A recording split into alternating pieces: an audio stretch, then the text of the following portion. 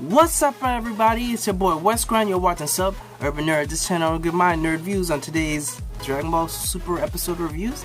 Well, this is my episode review of episode 121 of Dragon Ball Super, and it did not disappoint. A lot of craziness was going on in this episode. You've got Eni Riza that's pretty much just whipping ass. Like, it was from from Universe 3. And somehow they came together, all the robots and all, and the Dr. Pepperoni, whatever his name is, they all fused together to make this huge, epic monster beast that was just had so many different power moves. I was like, damn, like, how come we ain't got these moves in the regular stuff? Because they was pulling out moves from like movies like John Nimba punching through dimensions and whipping people's asses, and then you got just spreading wings out of nowhere. It's just, he's straight up doing like the boo, like the shoot up in the air and lasers go everywhere. Like, yo, this dude had so many different powers. It was like, yo, it was. Oh, plus, he could sense where everybody was, even if he couldn't sense it, move him. So he had in his own sense like an ultra instinct kind of thing. But like, yo, as soon as people tried to hit him, like all the Z fighters tried to hit him simultaneously at the same time, and he was just like, boop, gotcha, pat, pat, pat, pat, pat, pat. It's like, yo, dude was like unstoppable. But just the whole fight, even Goku at some point got knocked almost off, and then Frieza, came in clutch and snuck up behind and kicked his ass back into bounds and saved him. You know what I'm saying? Because Frieza still has plans for Goku. Because Jiren, he already is like, nah, I'm not trying to fight this dude Jiren. Goku's the only one that has close. You know what I'm saying? Like people thinking, like he's gonna let Goku or whoever take out Jiren, but Goku's most likely. And then once it's done, he's probably gonna be exhausted, and by then, Frieza could go and just win the tournament on his own. You know what I'm saying? And I think that's what his plan is. But regardless of the fact, he did save Goku. Goku's thankful. But then there was like moments. It was like Android 18 when they were all running around. She gets grabbed up by Eni Riza or whatever, and he's straight about to like attack on Titan her and drop him in his mouth. And then Goku teleports, grabs her and teleports away. And I'm like, wait a second, I forgot you could do that.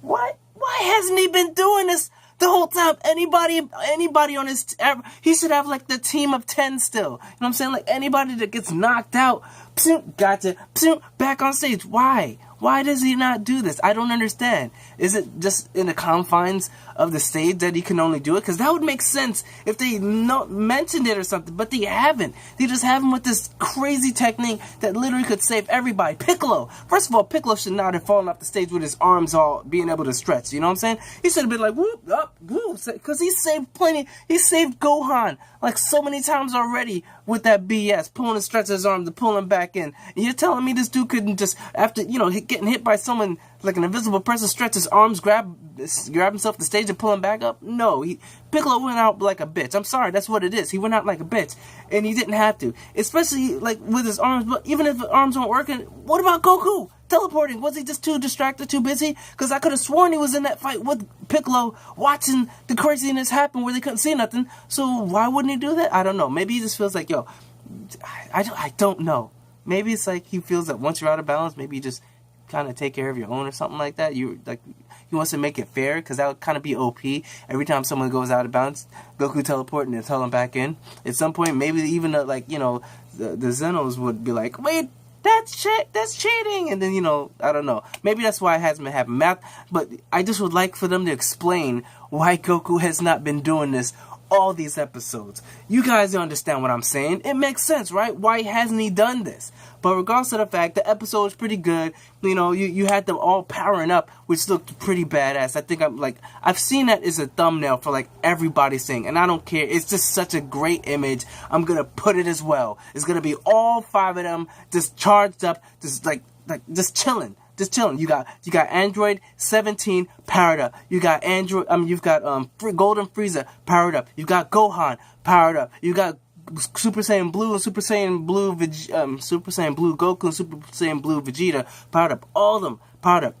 And then that huge beam struggle where Eni Riza just straight up goes like, takes all the power, and shoots at them, and then they all shoot back at him, and then the smart just comes in a clutch and just takes it, and just MVP was Android 17, where he pretty much puts on his force field, goes through the beam struggle basically, and just straight up one shot Dolo punches him, like, you know what I'm saying? Hammer fist in your face. Anybody ever got hammer fist in the face? That is one of the most annoying and painful things you probably ever see or feel, because you don't expect nobody. Be expecting this. You ain't expect no hammer fist in your face. So that's pretty much what happened, and he kind of cracked the reactor, I believe what it's called.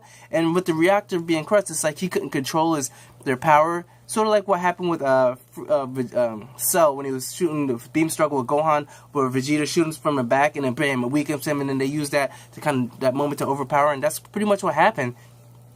Android 17, Dolo shots him in the forehead with that little, Frieza kind of globe thing, and the reactor gets damaged, and it doesn't work, I guess, well, and then he can't control his power as good. So then they use that moment to overpower, shoot that beam, and bam, you got Universe 3 out of the tournament. So now it's down to just Universe 7 and Universe 11. I'll just put 1-1. But yeah, and then you come to find out that big robot thing I thought was like probably the robot that was in the other universe, Universe 6, I believe, that if you cursed at it, its feelings were hurt. But you come to find out, no, it's a small, tiny dude that's a god of destruction inside this big hulking suit. I guess he's, insecure about his size or something like that. But, the angel says, oh, you finally come out, like right at the end. And the guy's like, good job. And then he disappeared. Like, really? You just come out last minute like that? But regardless of the fact, the Universe 3 is gone. It's down to Universe 7 and Universe 11. And Jordan comes out of nowhere talking some smack like, yo, how's the last victory taste? Like, how's the last victory that you'll ever have in this competition taste? Like, damn, son. Like, that was one of those, like, damn. Like, yo, some Friday shit. Because, like, this Jordan ain't been speaking, but all of a sudden he comes out. And he, like, everyone, like, I was like, how come he ain't not even getting involved in this? But I guess he's like, if worst come to worst, I'll one-shot this dude. I could take anybody out with, like, one punch. This dude is literally, like, one punch in Dragon Ball Z. You know what I'm saying? So, I'm pretty sure that he wasn't worried about this big thing because he could sense his power, and he was like, you're still nowhere near me, bruh. If you take out the rest of them, by all means. If they take you out, I don't care. Either way, I'm winning this tournament for us. So I think that's kind of like cockiness, and like, that's something we haven't seen before. And it's like, okay, but except in the trailer for the next episode that's going to happen, actually not this weekend coming up, the weekend after, it's going to be Vegeta fighting him. Like, it's going to show Goku fighting a little bit, but the rumors are, the hints, everyone's hoping to see some Ultra Instinct from Vegeta. That's what I got my fingers crossed, hoping to see the offensive, like maybe the red glow or something like that of Vegeta, because like Vegeta just has not gotten his time to shine. It's like, I just feel so sorry for him. I want to see Vegeta do some good. I want to see him whip some ass. So please Dragon Ball Super, just give him one time to shine. Okay? That's all I'm asking for. So that's pretty much my review. Like I said, back and forth action. This big guy, he's able to throw punches through dimensions, through space and time or whatever, and punch everybody. And then he could sense everybody, and basically he was just OP. But somehow, like Universe 7 always has to win. So they won, came in the clutch, and then Jordan comes with the smack talk all the way to the end. It's like, you just won a tournament, and all of a sudden the dude that's a champion is like, yeah, man, that was pretty good. Too bad it's the last time you're gonna win.